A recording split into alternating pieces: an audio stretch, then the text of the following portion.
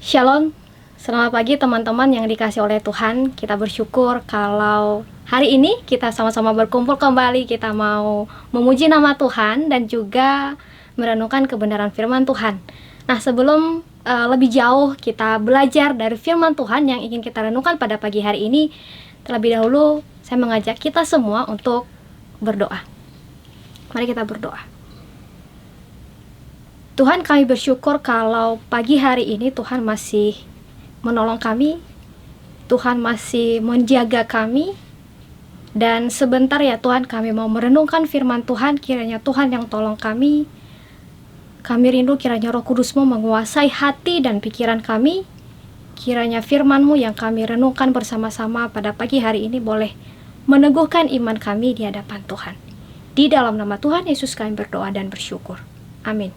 Ayat Alkitab yang menjadi perenungan kita hari ini terambil dari Roma pasalnya yang ke-8 ayat 29 sampai ayatnya yang ke-30. Roma pasal 8 ayat 29 sampai ayatnya yang ke-30. Saya akan bacakan. Semua orang yang dipilihnya dari semula, mereka juga ditentukannya dari semula untuk menjadi serupa dengan gambar anaknya, supaya ia, anaknya itu menjadi yang sulung di antara banyak saudara. Dan mereka yang ditentukannya dari semula, mereka itu juga dipanggilnya. Dan mereka yang dipanggilnya, mereka itu juga dibenarkannya. Dan mereka yang dibenarkannya, mereka itu juga dimuliakannya. Tema kita hari ini yaitu Created to Become like Christ. Teman-teman yang dikasih oleh Tuhan, saya sedikit cerita tentang pertemanan saya dengan teman saya ketika kuliah di sekolah teologi. Saya berteman sama dia itu di saat mungkin sekitar tingkat 2 atau semester 3, semester 4. Kita mulai dekat dan kita sering pergi bareng, makan bareng, pokoknya semuanya, apalagi tinggal di asrama pastinya sering ketemu. Pagi, siang, malam bisa ketemu gitu. Nah, tapi teman-teman, ada satu hal yang bisa dikatakan aneh dalam tanda kutip ya. Kami sering melakukan hal yang aneh. Hal aneh yang seperti apa sih yang kami lakukan? Yaitu kami selalu membeli barang yang sama. Mulai dari baju, tas, bolpen, dan barang-barang lainnya. Kami sering membeli barang yang sama.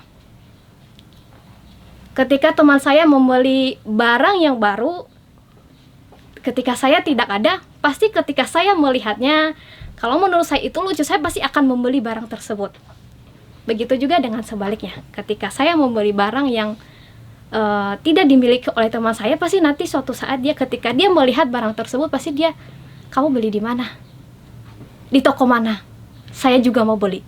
Dan kira-kira seperti itulah yang terjadi di dalam relasi kami. Bahkan akhir-akhir beberapa waktu kemarin, saya membeli di toko online holder handphone. Biasanya saya gunakan untuk kalau misalnya lagi video call atau misalnya lagi nonton. Dan ketika teman saya melihat ini, dia berpikir, itu kamu beli di mana? Berapa? Di toko mana? Kamu harus kasih saya. Karena saya harus mau beli di mana toko yang kamu beli. Pokoknya harus sama. Itulah yang kami lakukan.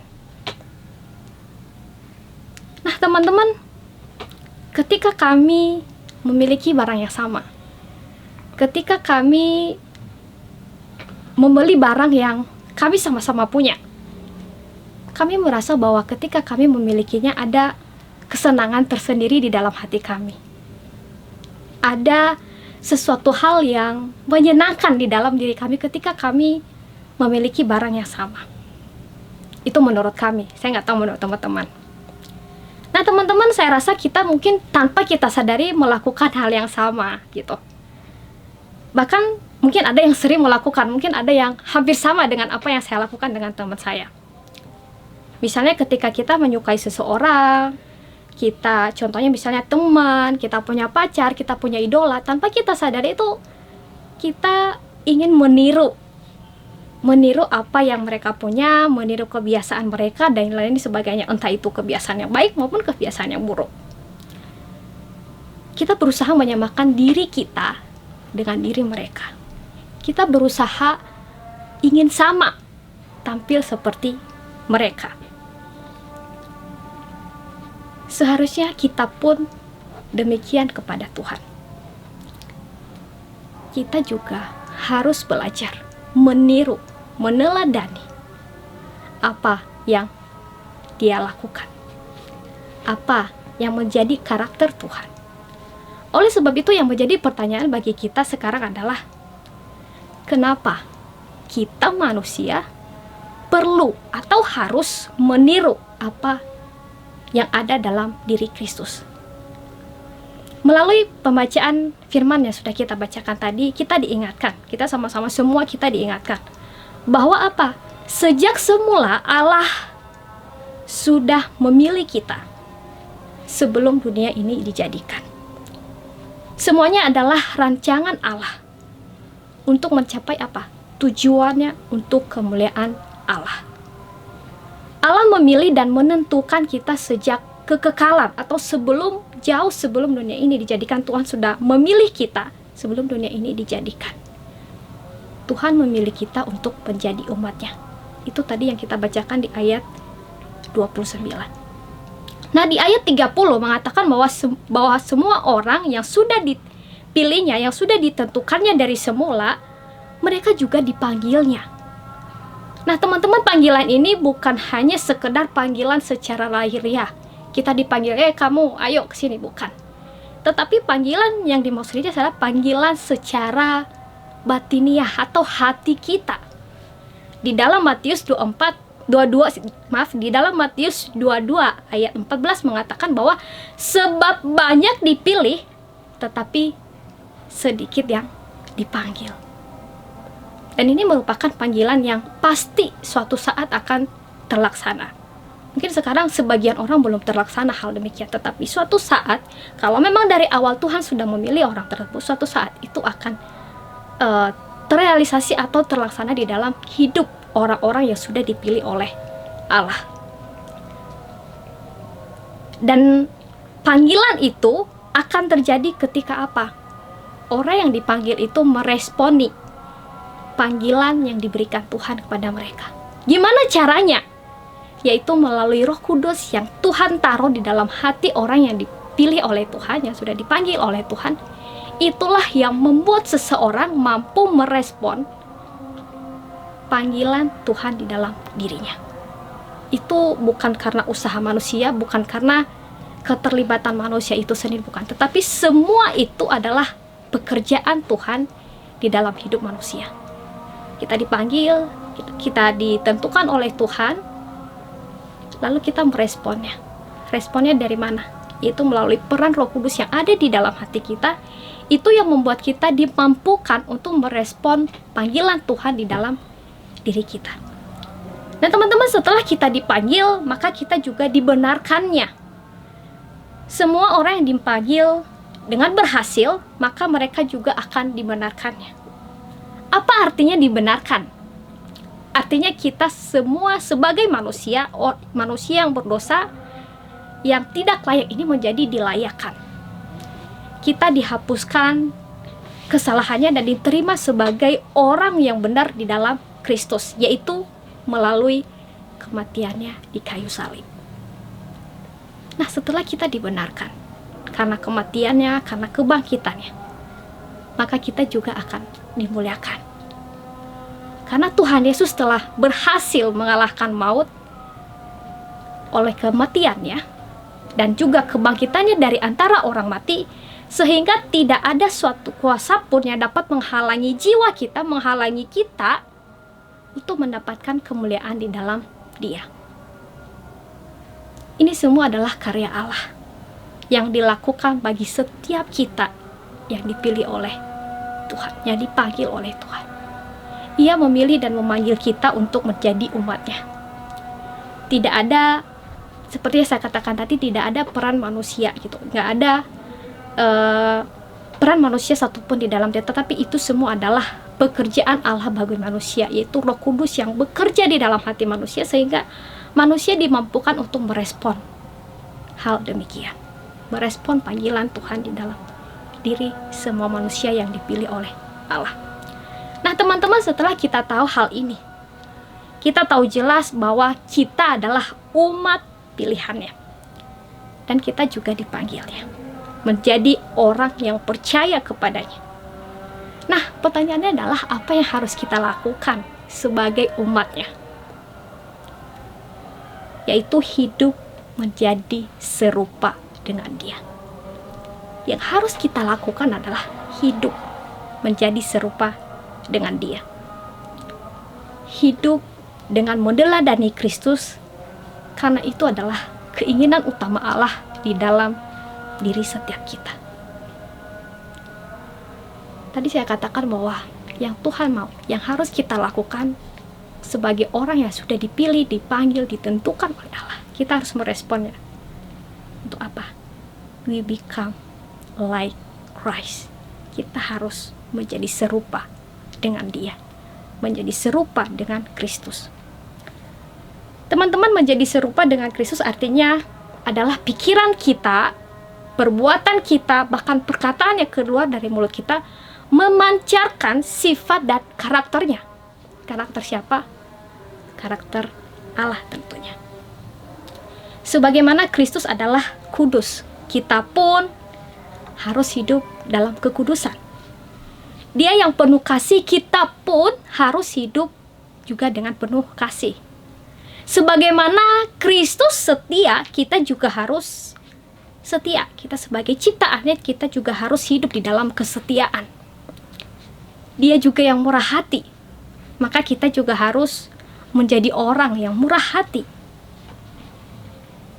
Kristus yang sudah mengampuni kesalahan kita, kita pun harus mengikuti teladannya, yaitu belajar mengampuni orang lain.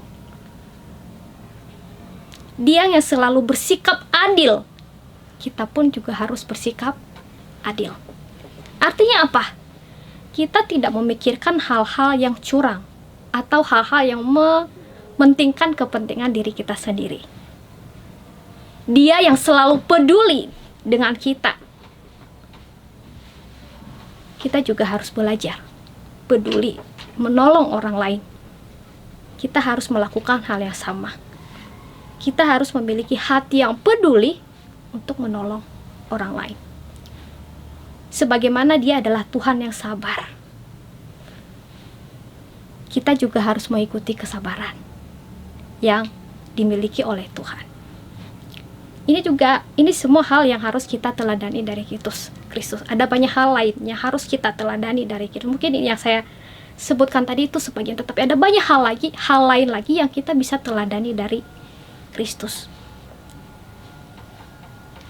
Nah teman-teman, ketika saya menjabarkan hal di atas tadi, bagaimana kita harus hidup serupa dengan dia, saya tahu dan saya juga menyadari bahwa semua yang saya jabarkan tadi itu sesuatu hal yang tidak mudah untuk kita lakukan.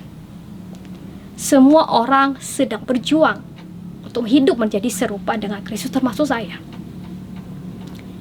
Teman-teman, di dalam perjalanan hidup saya tahu jelas bahwa hidup menjadi serupa dengan Kristus artinya saya harus hidup dengan penuh kesabaran. Tetapi pada kenyataannya di dalam kehidupan sehari-hari, karena hal-hal tertentu terkadang seringkali membuat saya tidak sabar, mudah emosi, dan akhirnya mungkin melakukan banyak hal yang tidak berkenan di hati Tuhan. Saya mungkin menyakiti hati orang-orang yang ada di sekitar saya. Menjadi serupa dengan Kristus tampaknya menjadi hal yang sangat sulit untuk kita lakukan. Dalam keterbatasan kita ini, kita menyadari bahwa menjadi serupa dengan Kristus adalah sebuah proses yang akan selalu kita hadapi sebagai anak-anaknya. Dan di sini kita boleh bersama-sama menyadari bahwa kita perlu anugerah Tuhan untuk menjadi serupa dengan Dia. Kita tidak dapat langsung berubah total ketika kita dipilih Tuhan, dipanggil Tuhan, kita bertobat, kita percaya Tuhan dan sebagainya. Kita nggak langsung berubah 100%. Ada proses yang harus kita lewati. Ada kalanya kita terjatuh lagi, terjatuh lagi. ada kalanya kita gagal untuk meneladani sifat dan karakter Kristus. Sebagian dari kita juga mungkin pernah merasakan atau mengalami hal yang sama. Sebagai contoh, kita tahu menjadi serupa dengan Kristus artinya apa? Kita tidak boleh berbohong. Kita tidak boleh mencuri. Kita tidak boleh berkata kasar. Tetapi justru pada kenyataan kehidupan kita, pada realita yang sesungguhnya, kita seringkali berbohong pada keluarga, pada teman, pada guru di sekolah mungkin. Kita mengambil barang orang lain tanpa izin. Kita menyontek tugas saat ujian. Apalagi semasa-masa Habel, ada banyak godaan yang membuat kita tidak serupa dengan Kristus. Kita yang sering terus-menerus berkata kasar dalam games ketika kita memainkan games, tanpa kita sadari, keluarlah kata-kata yang kasar dari mulut kita.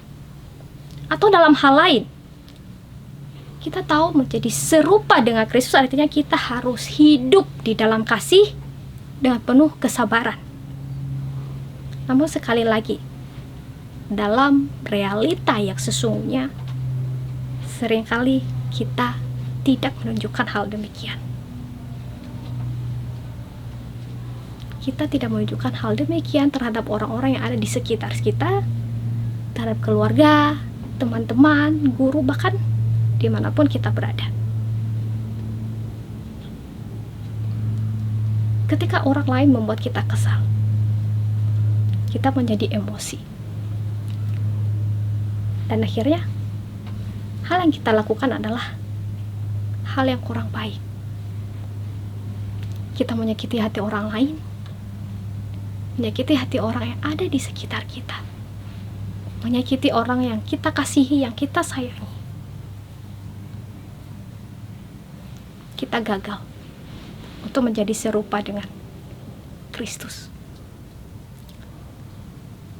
Teman-teman, hal ini adalah hal yang saya ingin mau tekankan. Bahwa menjadi serupa dengan Kristus, kita perlu memperjuangkan hal ini. Kita membutuhkan yang namanya komitmen. Kita membutuhkan komitmen yang kuat, yang teguh dari dalam diri kita. Seperti yang sudah saya katakan tadi, bahwa ini bukan hal yang mudah. Tapi jika kita memiliki hati yang sungguh-sungguh dan mau berjuang, mau berkomitmen untuk hidup serupa dengan Kristus, maka Dia adalah Allah yang telah memilih kita, yang memanggil kita menjadi anaknya. Dia juga yang akan menolong kita, menyertai kita, dan memberikan kita kekuatan untuk dapat hidup melakukan kehendak-Nya. Ketika kita jatuh ataupun lemah dalam meneladani apa yang Tuhan ajarkan, di situ pimpinan Tuhan, tuntunan Tuhan yang menolong dan menyertai kita semua.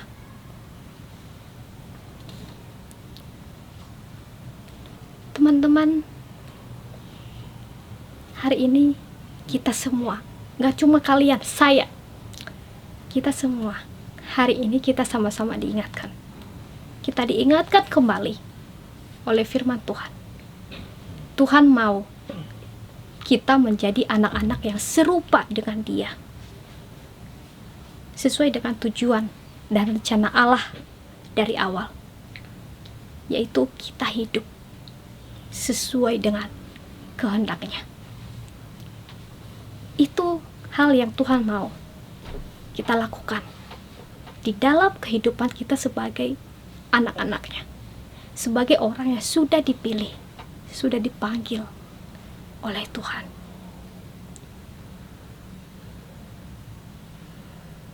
Maukah engkau hidup menjadi serupa dengan Dia?